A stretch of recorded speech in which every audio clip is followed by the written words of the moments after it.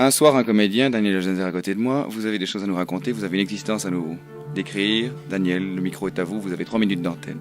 Non, c'est très prétentieux. Est-ce que vous n'auriez pas éventuellement des questions plus précises? Je crois que je suis totalement incompris. Mais il est plus intéressant que vous me posiez des questions pour que le public puisse savoir de quel bois je me chauffe. Qu'est-ce qui vous fait croire que vous êtes un incompris? Je suis tout à fait incompris parce que pour le moment je suis à la 70e de Cyrano de Bergerac et je n'ai pas encore reçu de contre-ami Rebelan après cette prestation tout à fait mirifique. Dont on a parlé nombreuses fois dans la presse, si je me rappelle bien. Oui. Cyrano, c'est ça? Cyrano de Bergerac d'Edmond Rostand. C'est le rôle que vous interprétez pour l'instant? Non, je joue le rôle inoubliable du Tierlaine, qui a été écrit en 1895 par un sociétaire bien connu, Jean Yonel.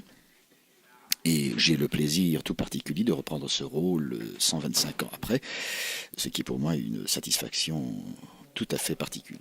Est-ce que le rôle a vieilli?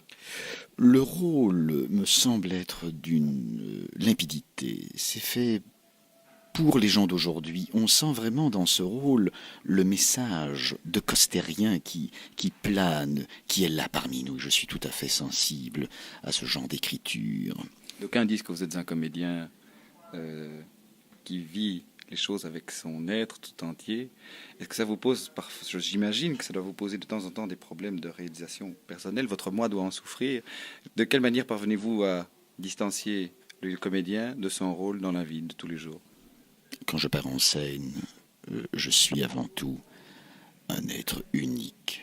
Je me noie dans mes personnages, je m'imbibe, je suis devant le public comme un accoucheur qui sort du ventre de la mère, le nouveau-né. Je crois. Ça se fait avec autant de douleur? Oui, le comédien est quelqu'un qui souffre. Le public crie? Le public crie. Je suis tout à fait personnellement conscient que c'est un métier où nous sommes tous concernés. Et quand je parais en scène, il n'existe plus rien devant, derrière, à gauche et à droite. Non, où est-ce qu'il existe encore quelque chose?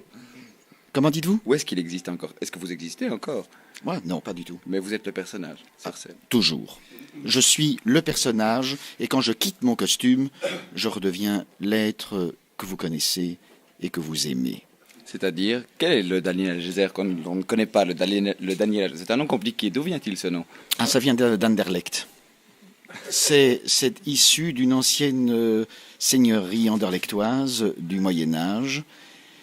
Et je suis le dernier ressortissant. Je suis tout à fait convaincu que je suis le dernier de la lignée. Bien, bon, c'est une fort bonne réponse. Maintenant, je voudrais en revenir à vous.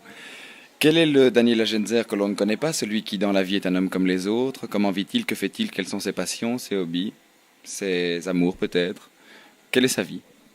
En un mot, parce que je vois que la bande se termine. En un mot, oui, rapidement, pour conclure cette émission. Je vivrai tant que j'aurai un répondant, et pour le moment, j'en ai un, le public que j'aime, celui qui vient me voir tous les soirs. Mais oui, bien sûr, c'est une partie de la réponse que j'attendais, mais je voudrais savoir plus. À la vie, qu'est-ce que vous êtes pour un personnage? Un baiser comme on n'en fait plus.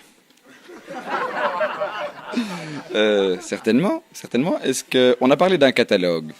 Un catalogue? Oui, comparable à celui du célèbre Don Juan dans lequel vous inscriviez vos conquêtes. Est-ce que c'est une réalité ou est-ce que c'est une erreur? On a parlé d'un bottin aussi. Oui, quand je vois un être humain, je saute dessus parce que je ne peux pas m'empêcher de l'approcher. Donc je suis, oui, comme disait Montaigne, je pense donc je suis. D'accord, bien sûr. Oui. C'est très intéressant. Voilà. Un petit mot pour conclure. Quel est votre... Est-ce que vous avez une morale à tirer de la vie de comédien? Quelque chose un message à apporter au public? Je suis convaincu, et je reprends la phrase du philosophe, t'étais bien, t'es content.